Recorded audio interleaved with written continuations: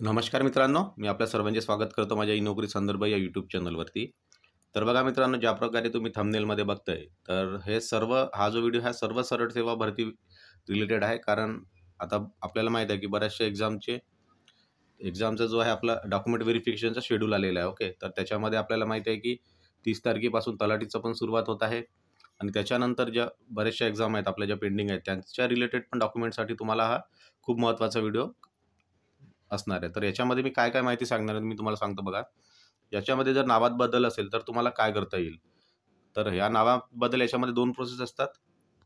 एक असतात ॲफिडेव्हिट आणि एक काय असतं आपल्याला जर मार्कलिस्टमध्येच जर आपला बदल असेल, म्हणजे एखाद्या मार्कलिस्टमध्ये चुकीचं आणि एखाद्या मार्कलिस्टमध्ये जर वेगळं नाव असेल, तर याच्यामध्ये काय करता येईल? स्पेलिंग मिस्टेक असेल तर ते आपल्याला करता येते बोर्डामध्ये जाऊन आणि ते ते कसं करायचं त्याच्याबद्दलची मी एक तुम्हाला प्रोसेस या व्हिडिओमध्ये देणार आहे. म्हणजे माहिती सांगणार आहे त्याची. तर कारण मी स्वतः त्या ऑफिसमध्ये गेलेलो होतो. त्याच्यामुळे त्याच्याबद्दल मी तुम्हाला इथे माहिती देणार. म्हणून व्हिडिओ संपूर्ण बघा जराही स्किप न करता. कारण इथे मी तुम्हाला ती माहिती देईल ना, त्याच्यामध्ये मी तुम्हाला संपूर्ण सांगेल, की फीज वगैरे कसं असते, कशाप्रकारे प्रोसेस असते. तर ते मी समजावून सांगणार आहे. ज्यांच्या मार्क लिस्टमध्ये वगैरे बदल आहे, ओके. तर त्यांच्यासाठी पण हा महत्त्वाचा व्हिडिओ असणार आहे. आणि फॉर्म भरताना जर चुका झाल्या असतील, तर त्याच्यामध्ये काय करता येईल ते पण सांगेन मी तुम्हाला. आणि बऱ्याचशा विद्यार्थ्यांचे कमेंट्स येत असतात, की प्रमाणपत्र जुनी आहेत, तर त्या चालतील का? तर या आपण संपूर्ण बाबी इथे कव्हर करणार आणि एम-एस-सी-आय-टीबद्दल पण असतं. मग असतं तुमचं मार्कशीट, टी-सी ह्या संपूर्ण गोष्टी मी कव्हर करणार आहे मित्रांनो. म्हणून हा व्हिडिओ थोडासा लांब होईल. तरी तुम्हाला काय करायचं व्हिडिओला जर तुम्हाला वाटते तर त्याची स्पीड वाढवू शकता आणि स्पीड वाढवून तुम्ही याला बघून घ्या. फक्त स्किप नका करू, कारण स्किप केलं ना, तर तुमची माहिती अपूर्ण राहून जाईल आणि काही डाऊट असतील तर तुम्ही काय करू शकता, कमेंट बॉक्समध्ये कमेंट करू शकता. तर आपण आता इथे बघणार आहोत. ओके. तर बघा हा माझा ई-नोकरी संदर्भ यूट्यूब चॅनल आहे. याच्यावरती तुम्हाला काय करायचं, नवीन असेल तर चॅनलला सबस्क्राईब करून घ्यायचं. मी रेग्युलर नवीन-नवीन अपडेट या चॅनलवरती अपलोड करत असतो. आणि येणाऱ्या श्री छत्रपती महाराज यांच्या जयंतीपर्यंत आपलं टार्गेट आहे 10K सबस्क्रायबरचं. तर ते आपल्याला कंप्लीट करायचं आहे. त्याच्यासाठी तुमच्या सपोर्टची खूप गरज आहे. ओके. तर आपण एक बघूया. आता काय झालं होतं आमचे एक सबस्क्रायबर होते ज्यांचं सेम प्रॉब्लेम होता. त्यांच्या मार्कशीटमध्ये वगैरे म्हणजे तफावत होती नावामध्ये किंवा त्यांची एक ओरिजिनल मार्कशीट कुणाची हरवली जरी असेल, त्यांच्यासाठी पण हा व्हिडिओ असणार आहे. ओके. तर त्याच्यासाठी काय करावं लागते ती प्रोसेस मी तुम्हाला दाखवणार आहे. कारण मी स्वतः आता त्या ऑफिसमध्ये गेलेलो होतो आणि मग त्यांची आपण एक मार्कशीट बनवली आहे. तर त्यांचं मी सॅम्पल पण दाखवेल. जर तुमची मार्कशीट हरवली असेल किंवा आता अवेलेबल नसेल तुमच्याजवळ, तर डॉक्युमेंट व्हेरिफिकेशन करताना मित्रांनो ओरिजिनल सर्व डॉक्युमेंट्स लागत असतात. ओके. तर हा पण पॉईंट लक्षात ठेवा. ओके. म्हणून म्हणतो की व्हिडिओ तुम्ही स्किप नका करू. तर बघा सर्व डॉक्युमेंट्स आपल्याला ओरिजिनल लागत असतात. काही स्टुडंट्सचे मला कमेंट येत असतं की सर आपल्याला हे चालेल का कोणतं झेरॉक्स कॉपी चालत नाही. ओके. तर काही विद्यार्थ्यांची कमेंट्स पण होते झेरॉक्स कॉपी चालणार का? तर झेरॉक्स चालत नाही मित्रांनो, कारण डॉक्युमेंट व्हेरिफिकेशनमध्ये 100% ओरिजिनल डॉक्युमेंट सबमिट करावं लागतात. मग ते मार्कशीट झाली, मग तुमचं डिग्री सर्टिफिकेट, कास्ट सर्टिफिकेट या सर्व गोष्टी ओरिजिनल द्याव्या लागतात.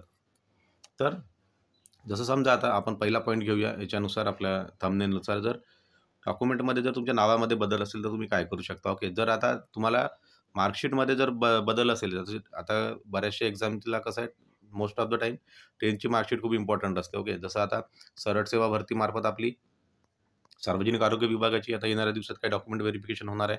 त्याची फायनल लिस्ट 1-2 दिवसात येऊन जाईल. तर आणि तसंच तलाठी झालं आणि इतर एक्झाम पण आहेत. तर त्याच्यासाठी तुम्हाला ओरिजिनल डॉक्युमेंटमध्ये तुमचं नेम सेम असलं पाहिजे. मार्कशीट किंवा तुमची मार्कशीट जुनी हरवली असेल तर तुम्ही अप्लाय पण करू शकता. तर ते मी आता तुम्हाला दाखवतो कसं आहे तर. तर बघा आता काही दिवसाआधीच आम्ही इथे गेलेलो होतो. ज्यांच्या मार्कशीट रिलेटेड डाऊट आहे तुम्हाला काय करायचं आहे, आता हे नागपूरचं आहे, मी ते नागपूरमध्ये गेलेलो होतो. तर महाराष्ट्र राज्य माध्यमिक व उच्च माध्यमिक शिक्षण मंडळ विभागीय कार्यालय सिव्हिल लाईन नागपूर. तर इथे ज्यांचं आता नागपूरमध्ये ते नागपूरसाठी किंवा ज्यांचे इतर बोर्डचे कार्यालय आहे तिथे तुम्ही जाऊन इथे ही प्रोसेस करू शकता. तर याच्यामध्ये फीज वगैरे किती आपण ते पण बघणार आहोत. ओके. तर बघा या प्रकारे ही बिल्डिंग आहे. इथे जेव्हा गेलो होतो तर तुम्हाला इथे ठिकठिकाणी बघा असे सूचनाफलक लावून मिळतील. तर हे सूचनाफलक आपण आता इथे वाचूया. हा पॉईंट सोडून द्या, हा तेवढा काही महत्त्वाचा नाही. ओके. याला मी क्रॉस करतो. तर याच्यामध्ये बघा आता इथे जर बघा प्रमाणपत्र शाखा जर 10वी व 12वीची मूळ गुणपत्रिका व प्रमाणपत्र यामध्ये विद्यार्थ्यांचे आडनाव, वडिलांचे नाव, आईचे नाव, जन्मतारीख, जन्मस्थळ यामध्ये दुरुस्ती करायची असेल तर तुम्ही ते करू शकता. तर त्याच्या इथं टाईम पण दिलेला असतो. तर याच पद्धतीनं तुम्हाला त्या विंडोजमध्ये जायचं असतं आणि तो अर्ज घेऊन तुम्हाला तो अर्ज फिल करावा लागतो. काही नॉमिनल फीज असते, ते फीज पण मी तुम्हाला दाखवेल या व्हिडिओमध्ये. तर ती फीज पे करायची तुम्हाला आणि मग झालं, मग तुमचं ते प्रोसेस होऊन जाते. येणाऱ्या म्हणजे एकदा तुम्ही फिल केलं ना 5 ते 7 दिवसामध्ये ते अपडेट होऊन जाते. आणि तुम्ही हरवली असेल मार्कशीट त्यावेळेस पण काय कराल ते पण सांगतो मी. त्याच्यात पण अप्लाय करू शकतो आपण सेम आणि मग आपल्याला नवीन मार्कशीट मिळते. ती कशी दिसते ते पण दाखवेल त्याचा एक फोटो. आणि मायग्रेशन सर्टिफिकेट म्हणजे जे इतर राज्यात वगैरे शिकत असतील त्यांच्यासाठी आपल्याला एक मायग्रेशन सर्टिफिकेट असते. इथं पण त्याच्यासाठी तुम्ही अप्लाय करू शकता. तर हा एक झाला. आणि आता जसं मी बोललो, आता जर तुम्ही अप्लाय केलं आपल्या मार्कशीटसाठी, तर बघा जी मार्कशीट येते ना तुम्हाला ओरिजिनल तुमची हरवली असेल किंवा काही गाड झाली असेल, त्या कंडिशनमध्ये तुम्हाला एक फर्स्ट कॉपीसाठी अप्लाय करू शकतो. त्याच्यामध्ये असं डुप्लिकेट लिहून असते, पण ही ओरिजिनल असते. ओके, याला आपण फर्स्ट कॉपी म्हणू शकतो. तर व्हेरिफिकेशनच्या वेळेस ही कॉपी चालते. ओके, जर हरवली असेल तुमची मार्कशीट या कंडिशनमध्ये. ओके, तर अशा प्रकारे आता मी इथं काही डिटेल्स हाईड केलेले आहेत, जसं त्यांचं नाव आहे, काही रोल नंबर वगैरे. तर या प्रकारे तुम्ही इथे ती अप्लाय करू शकता ज्यांचे मार्कशीट वगैरे हरवले ते. ओके, तर हा एक पॉईंट कव्हर झाला आपला. आणखी याच्यामध्ये बघूया. आणखी जेव्हा मी इथे फिरलो तर त्याच्यामध्ये आपल्याला बघा इथे पण काही फलक लावले. त्या फलकावरती बघा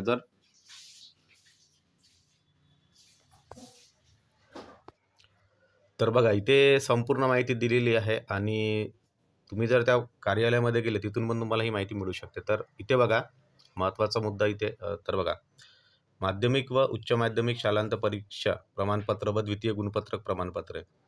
तर याच्यामध्ये बघा जर तुमची 10 वर्षाच्या आतील असेल तर याच्यामध्ये किती फीज असेल तुमची त्याची माहिती दिलेली आहे. त्याच्यानंतर 10 वर्षाच्या वर असेल तर किती, तर याच्यामध्ये म्हणजे बोर्ड सर्टिफिकेट आणि मार्कशीट याच्यामध्ये जर तुम्हाला द्वितीय प्रत पाहिजे असेल, पहिली प्रत, तिसरी प्रत, दुसरी प्रत, त्याच्यानुसार तुम्हाला इथे फीज भरता येते आणि तुम्हाला इथे हार्ड अँड फास्ट 5 ते 6 दिवसामध्ये इथे मिळून जाते ती.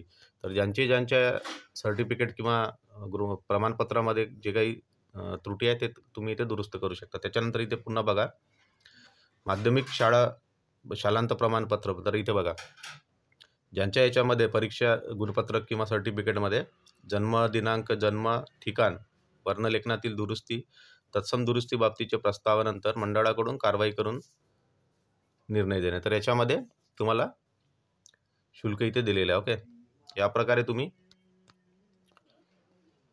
इथे आपल्या ज्यांच्या मार्कशीट आणि प्रमाणपत्रामध्ये काही तफावत आहेत ते तुम्ही इथं बोर्डामध्ये जाऊन आपल्या दुरुस्ती करून घेऊ शकता. कारण व्हेरिफिकेशनच्या वेळेस हे खूप महत्त्वाचं, कारण तुमच्या नावामध्ये जर तफावत असली तर तुम्ही तिथून डायरेक्ट तुम्हाला रिजेक्ट करण्यात येते. त्याच्यामुळे ज्यांच्या प्रमाणपत्रामध्ये ज्या काही चुका आहेत त्यांनी या पद्धतीने ही संबंधित फीज भरून तुम्ही इथे त्या दुरुस्ती करून घेऊ शकता. जास्त दिवस नाही लागत, 5 ते 6 दिवसामध्ये हे कंप्लीट होऊन जाते. त्याच्यानंतर दुसरा आपला पॉईंट होता, दुसरा पॉईंट चला आपण बघूया आता.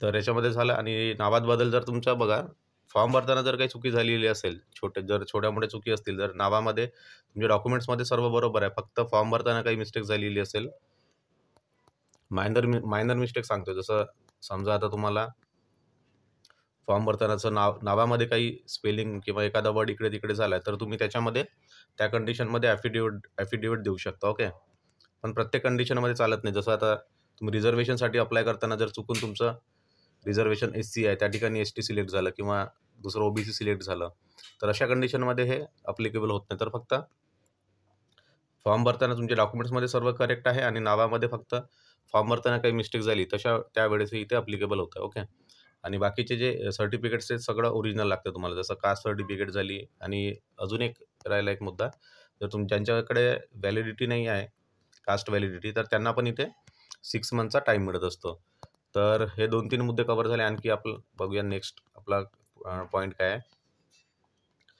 तर प्रमाणपत्र जुनी आहेत तर चालतील का? ओके, तर प्रमाणपत्राबद्दल काहीच म्हणजे जे प्रमाणपत्र जसं 10th सर्टिफिकेट, मार्कशीट हे सर्व जुने असले तरी याच्यामध्ये काही प्रॉब्लेम नाही. इवन काही विद्यार्थ्यांचे डाऊट्स होते की डॉक्युमेंट्स म्हणजे आपले डोमिसाईल सर्टिफिकेट जर जुने असेल तर चालणार का?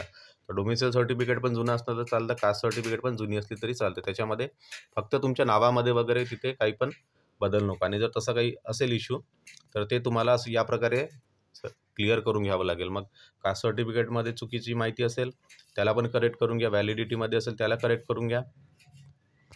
इवन आता मार्कशीटमध्ये कसं करायचं ते मी तुम्हाला सांगितलेलं आहे. तर या प्रकारे तुमची मग नवीन न्यू मार्कशीट बनवून येते. तुम्ही इथं व्हिडिओ पॉज करून एकदा बघू शकता. ओके. आणि ही पण माहिती मी जी सांगितली आहे याच्यामध्ये जर तुम्हाला एकदा परत रीड करायचं असेल तर एकदा तुम्ही असा व्हिडिओ पॉज करून याला पूर्ण ही माहिती रीड करू शकता. आणि आता शेवटचा एक पॉईंट राहिला आपला, त्याच्यामध्ये MSc सर्टिफिकेटबद्दल काही डाऊट्स असतात. तर प्रत्येक एक्झामसाठी MSc सर्टिफिकेट लागत नसतं. जसं आता समजा आता ग्रुप डीची एक्झाम आहे. ओके.